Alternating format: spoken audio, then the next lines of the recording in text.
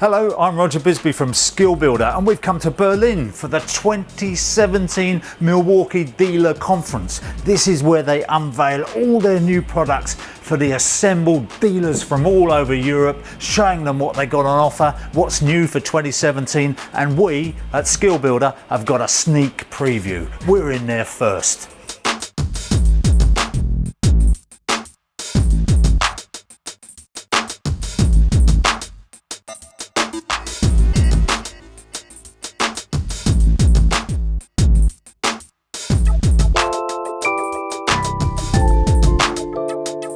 So there's loads going on everywhere, and I've come in to see Rich Powell, who, what do you do, Rich? I'm European Product Manager for Woodworking and Machinery.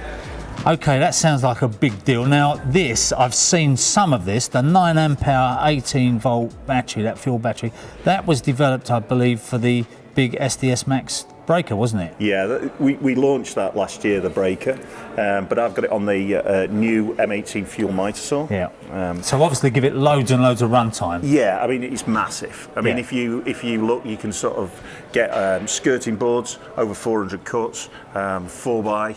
You get over 300 cuts in it, and if you're thinking about in terms of a day's work, Yeah. you know, that's a day's work. So is this a new saw, completely new This saw? is a completely new saw. Like I say, it's 254mm.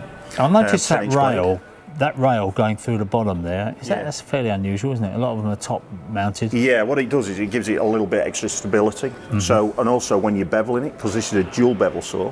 Oh, right, yeah. So when you're beveling, if you've got the bars on the top, you've got that extra weight on the blade as you bevel. Yeah. Whereas at the bottom, you don't get that. I can't actually see, believe it or not. Obviously you pull this lever here. Yeah, I mean, like what happens is that if you just pull the lever, Yeah. and basically you've got detent stops, so it'll go left Oh, and okay, right. now I can see, yeah. Yeah. I couldn't work out where it was swimming from, but yeah, I got it now. You got it now? That's fine, yeah. Yeah, there you go.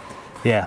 And you've got this hooked up to dust extraction. Dust extraction's becoming a big thing. Yeah, I mean, even on cordless tools, I mean, the trend is towards cordless tools, but we have to put dust extraction on everything. Yeah, okay? which means you've got to hook up to the mains again. We do. At the moment. At the moment, but you know where it's going to go. Well, I'm guessing you've got a cordless dust extractor coming along that'll all work on the same Well, there system. you go. Yeah. But the thing is that also as well, it's the way you hook these things up, because all tools tend to be different, or in the past they've been different. So we've standardised on the actual connection as well.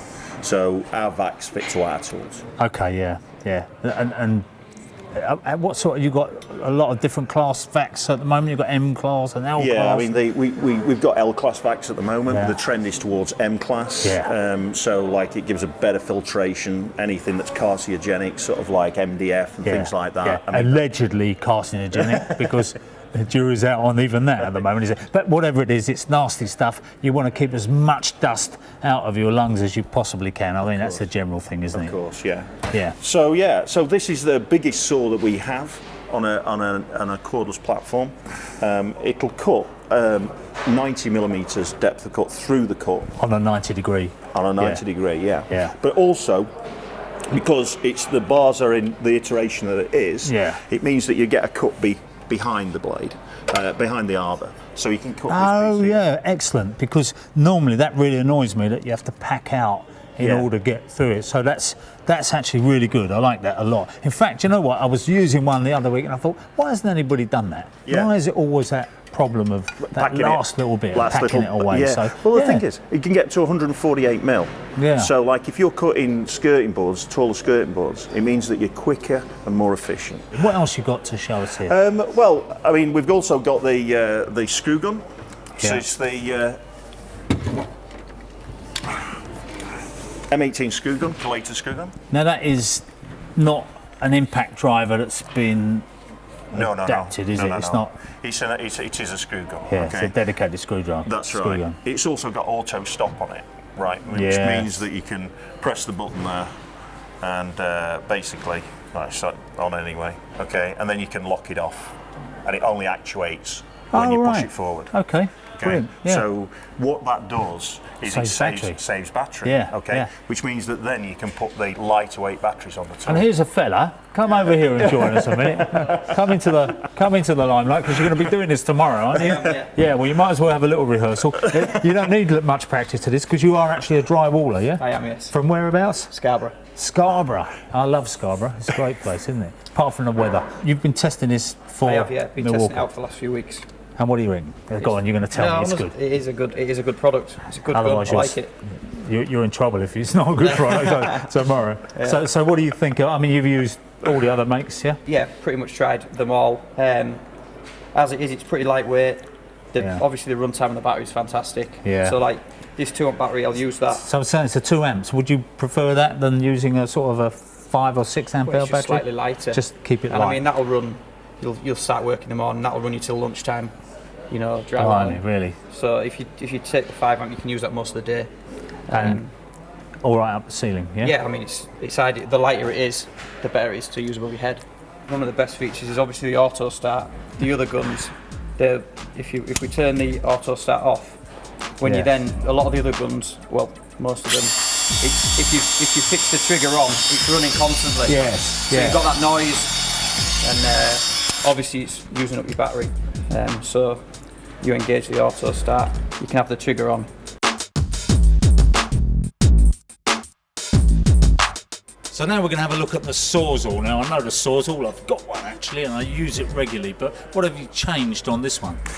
Well, this one's a 1-key SAWZALL, so that means you can alter the control of the saw, which means that you can set the settings exactly for what you're cutting. Yeah, that 1-key system, by the way, when Rich said you might think 1 key is a clever smartphone application that you use to set the parameters on your power tools, yeah? Customise the tool for your application. You know, that's what we like to see. So, specifically, I know I've seen it on drills and so on, but what's the specific advantage, the benefit? There must be a benefit, not just the gimmick. Yeah. I mean, where's the benefit? On the SAWZALL, you can set, if you set the saw to your application with the correct blade in for the correct material, what you can get is longer blade life. That is one thing.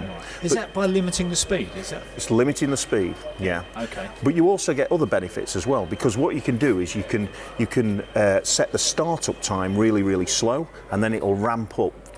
After say 5 or 10 seconds, whatever you set it at. So if you're cutting that, if you start off really quick, it skates all over the place. If you start slow, it cuts where you put it.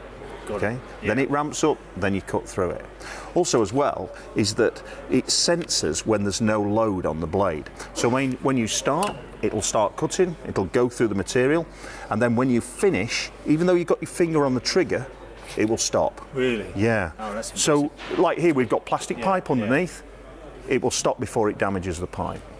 Excellent, really clever. Because I've been in many situations, I'm a plumber by trade, so I've been in many situations where you keep your fingers crossed basically, you go, I hope I don't start the next one, and if you just nick it, what do I do? I mean, if you damage it, I mean, you could have a leak or something like that in your hands quite easily. So you might have a leak then, but 6 months down the time, you might have weakened it enough. I know that nightmare. So no, it's bloody clever. I suppose the other thing you do is put a steel plate under it. So you could do. But we live in a smart age. The other thing as well is that on each of our blades we have a coded number. So within the app you can enter that coded number and it will set the saw up for that blade. Oh, that's brilliant. So you don't have to use your own judgment or skill or experience. You can just punt the number in and it sets it up to that blade. I suppose if I was thinking of the future would be that the blade had a little chip in it that told the saw, I'm this kind of blade. So it'll come one day, won't it? You never know. You never know. Or some kind of little coding thing that, you know what I'm saying. Yeah, probably send you a text message to say, where are you? Yeah. And you're using that 9 amp hour battery again on this? Of course, yeah. I mean, all our stuff, if it's M18, it fits. Okay, that is just the thing. If it's M18, it fits. Everything's backward compatible. All the batteries fit all the tools. I say you've really nailed your colours to the mast with that M18, haven't you? Where other people sort of going off on different voltages. Yeah. You reckon you can cover everything, really? Yeah. I mean, you know, if you're working, your battery goes flat, and you need to grab another battery from something else, you don't want to be messing about. Time's money. Time's money. Okay, excellent. Thanks very much. I'll let you do your demo. We'll stand aside and let you do your demo, yeah? Okay. What I wanted to show you today is the cut brake. Okay, the cut brake. What it does is when you finish your cut, you get to the end of the cut, the saw senses that and it will stop, even though you've got your finger still on the trigger. Okay. The benefit of that is that if you've got something underneath, like here we've got plastic pipe underneath, and you don't want to saw straight through it, it will stop you from doing that. Okay. So just to set that, what you see is you get onto the tool controls, and it's just got like a little tab that you sort of like pull across, and you can turn it on and off. What Roy's going to do is he's going to make a cut, and he's going to demonstrate it for you.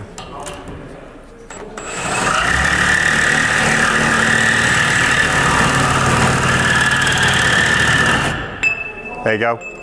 He's still got his finger on the trigger there, and the saw's stopped. Okay. So it's a nice little safety thing as well. Also as well, I don't know if you're aware, but you can set the tool up by the material and the blade type that you've got.